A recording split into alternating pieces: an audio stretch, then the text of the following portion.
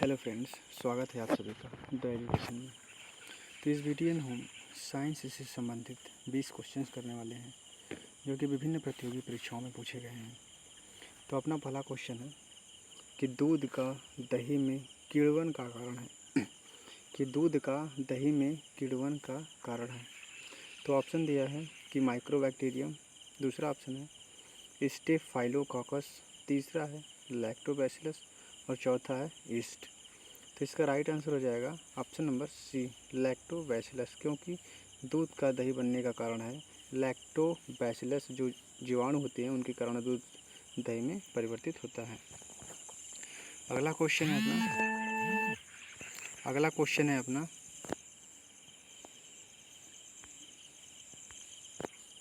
क्या होता है जब एक रासायनिक आबंध बनता है? क्या होता है जब एक रासायनिक आबंध बनता है? तो इसमें ऑप्शन दिया है कि ऊर्जा हमेशा अवशोषित होती है, दूसरा ऑप्शन है कि ऊर्जा हमेशा मुक्त होती है, तीसरा है कि अवशोषित ऊर्जा की अपेक्षा अधिक हो जाने से मुक्त होती है। ऊर्जा ना तो अवशोषित होती है और ना ही मुक्त होती है।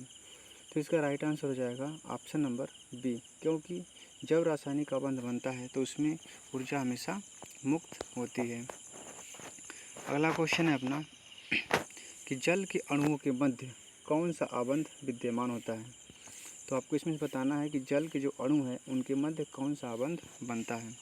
तो इसमें ऑप्शन दिया है कि वैद्युत संयोजक आबंध, दूसरा है सहसंयोजी आबंध, तीसरा है हाइड्रोजन आबंध और चौथा है वांडर वाल आबंध। तो इसका राइट आंसर हो जाएगा ऑप्शन नंबर सी, क्योंकि जो जल होते हैं H2O, जल का परिभाषा क्या होता है H2O। तो इसमें जो है कि हाइड्रोजन बंध लगता है। जल के अणुओं मतलब ऑक्सीजन और हाइड्रोजन के बाद इसमें हाइड्रोजन बंध लगता है, इसलिए इसका राइट आंसर हो जाएगा option number C. Next question है अपना कि निम्न में से कौन सा क्लोरीन का इलेक्ट्रॉनिक विन्यास है? तो सबसे पहले तो हम जान लेते हैं कि क्लोरीन का परमाणु क्रमांक कितना होता है। तो क्लोरीन का परमाणु क्रमांक होता है 17, जो कि आवर्त सारणी के 17वें वर्ग में और तीसरे आवर्त में स्थित है। इसे हैलोजेंस भी कहते हैं। तो इसका परमाणु क्रमांक 17 है। तो इसका इलेक्ट्रॉनिक विन्यास हो जाएगा 2, 8 और 7, क्योंकि 2 ये पूर्ण हो गया अपनी कक्षा में, पहली कक्षा में, और दूसरी कक्षा में 8 पूर्ण हो गया, लेकिन जो तीसरी कक्षा है इसमें 7 ही इलेक्ट्रॉन आ रहे हैं। तो 2, 8, 10 और 7, 17। तो इसका राइट आंसर हो जाएगा ऑप्शन नंबर बी। इसका राइट आंसर हो जाएगा ऑप्शन नंबर बी, 2, 8, 7। तो क्लोरीन का इलेक्ट्रॉनिक विन्यास हो जाएगा 2, 8, 7। अगला क्वेश्चन है अपना कि रदरफोर्ड का प्रकीर्णन प्रयोग किसकी पुष्टि करता है? तो ऑप्शन दिया है कि सभी पदार्थों में परमाणुओं की, दूसरा ऑप्शन है परमाणु में इलेक्ट्रॉनों की, तीसरा है परमाणु में न्यूट्रॉनों की और चौथा है परमाणु में नाभिकों की। तो रदरफोर्ड का जो परमाणु मॉडल था, जो प्रकीर्णन प्रयोग था, उसमें रदरफोर्ड ने परमाणु के नाभिक पर अल्फा कणों की बम्बाई करके उसमें प्राप्त किया था। तो इसमें नाभिकों पर प्रयोग किया था। तो इसका राइट आंसर हो जाएगा ऑप्शन नंबर डी, परमाणु के नाभिक पर। अगला क्वेश्चन है अपना कि पदार्थ का परमाणु सिद्धांत किसने प्रतिपादित किया था? तो इसमें ऑप्शन दिया है कि आवागाद्रो ने, दूसरा ऑप्शन है डाल्टन ने, तीसरा है न्यूटन ने और चौथा है पास्कल ने। तो इसका राइट आंसर हो जाएगा ऑप्शन नंबर बी, क्योंकि परमाणु का जो सिद्धांत था, जो पदार्थ के परमाणु का सिद्धांत था, उसे डाल्टन ने प्रतिपादित किया था। अगला क्वेश्चन है अपना कि विकिरण के क्वांटम सिद्धांत का प्रतिपादन किसने किया था? तो ऑप्शन दिया हुआ है आइंस्टीन ने, दूसरा ऑप्शन है बोर ने, तीसरा है प्लांक ने और चौथा है एसन बोस ने। तो इसका राइट आंसर हो जाएगा ऑप्शन नंबर सी, क्योंकि प्लांक ने ही जो है कि क्वांटम सिद्धांत दिया था। अगला क्वेश्चन है अपना कि मानक दाब और ताप पर कौन से तत्व द्रव अवस्था में रहते हैं? मतलब कि जो कमरे का ताप होता है, जो रूम टेम्परेचर होता है, तो उस पर कौन सा तत्व द्रव अवस्था में रहता है? तो इसमें आपको बताना है कि कौन सा तत्व द्रव अवस्था में रहता है। ऑप्शन है हीलियम, दूसरा है क्लोरीन, तीसरा है ब्रोमीन और चौथा है नियान। तो इसका राइट आंसर हो जाएगा ऑप्शन नंबर सी, ब्रोमीन एक अधातु है जो कि कमरे के तापमान पर द्रव अवस्था में रहता है। यदि आपसे पूछा जाता है कि वह कौन सी धातु है जो कमरे के तापमान पर द्रव अवस्था में रहता है, तो उसका राइट आंसर हो जाएगा मरकरी, जिसे हम पारा भी। कांच है, तो इसमें से आपको बताना है कि इसमें से कांच क्या चीज़ है। तो ऑप्शन है अतिशीतित द्रव, दूसरा है क्रिस्टलीय ठोस, तीसरा है द्रव क्रिस्टल और चौथा है इनमें से कोई नहीं। तो इसका राइट आंसर हो जाएगा ऑप्शन नंबर ए, क्योंकि कांच एक अतिशीतित द्रव है। नेक्स्ट क्वेश्चन चलते हैं अपने कि विटामिन सी किस नाम से जाना जाता है। तो आपको इसमें से बताना है कि विटामिन सी को किस नाम से जाना जाता है। तो पहला है एमिनो अम्ल, दूसरा है एस्कॉर्बिक अम्ल, एसिटिक अम्ल और नाइट्रिक अम्ल। तो इसका राइट आंसर हो जाएगा ऑप्शन नंबर बी, क्योंकि विटामिन सी को हम एस्कॉर्बिक एसिड के नाम से भी जानते हैं। तीसरा है कि निम्न में से कौन सा एक रासायनिक परिवर्तन नहीं है।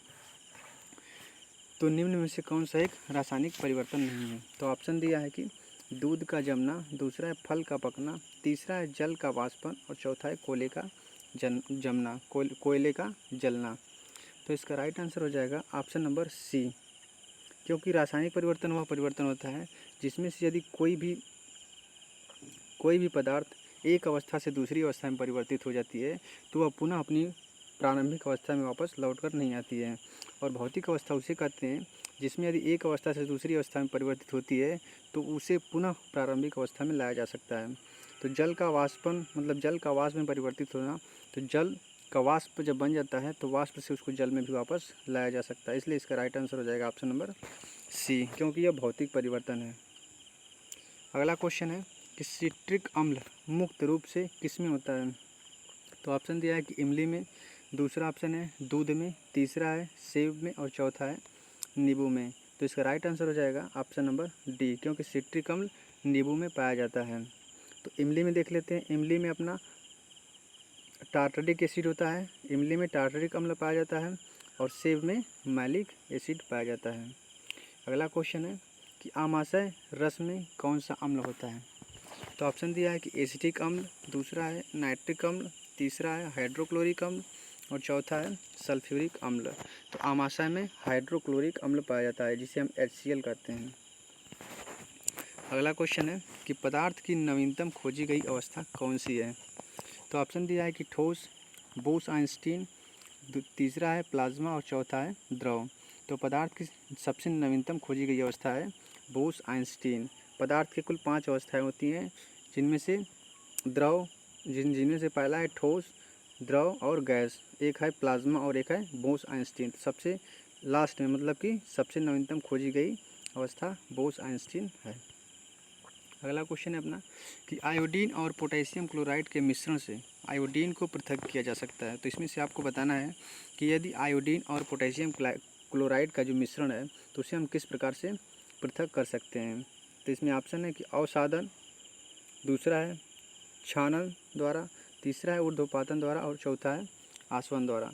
तो इसका राइट आंसर हो जाएगा ऑप्शन नंबर सी, क्योंकि आयोडीन और पोटेशियम क्लोराइड के मिश्रण को हम ऊर्ध्वपातन के द्वारा अलग कर सकते हैं।